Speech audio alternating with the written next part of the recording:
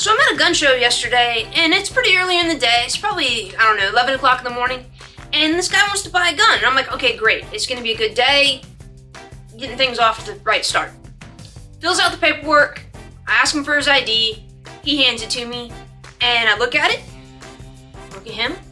Look at it. Look for all the little marks, you know? Thing's a fake. This guy is at a gun show with a fake ID attempting to purchase a gun. He's young, didn't seem threatening, so, you know, I'd call him out on it. I'm like, hey man, dude, this is fake. And he's like, no, it's not. I'm like, okay, well then let's go up front. I mean, I could be wrong. Let's have them check it. This guy follows me up to the cops that are working the gun show at the front door, right? So I walk up there, I hand the ID to the cop that's up there, and I'm like, hey, he just tried to buy a gun with that ID. And I'll walk away, right?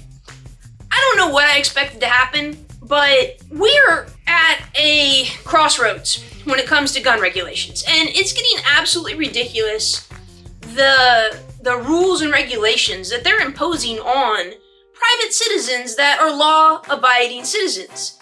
Those of us that pay our taxes, we have our carry permits, we apply for our Form 1s, we apply for our Form 4s, and we follow the law. So I asked later on in the day, hey, so what happened? All that they did was confiscate the ID and let the guy go. This guy attempted to buy a gun with a fake ID. Had I not taken him up to the cops, had I just declined the sale, a private seller very well could have sold him a gun. This guy was set to buy a gun illegally. His intent was to buy a gun illegally.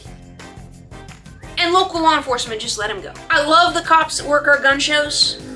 And I understand that something like that can be extra paperwork, but when local law enforcement isn't helping, isn't detaining the guy and calling the feds, letting the feds actually decide, all that does is put a bigger burden and a bigger bullseye on the backs of law-abiding citizens and law-abiding gun dealers like myself. I just wanted to get this out there because I do think it's absolutely ridiculous that the only thing that happened to a guy that was attempting to buy a gun illegally, like no ifs, ands, or buts about it. His ID was fake as heck.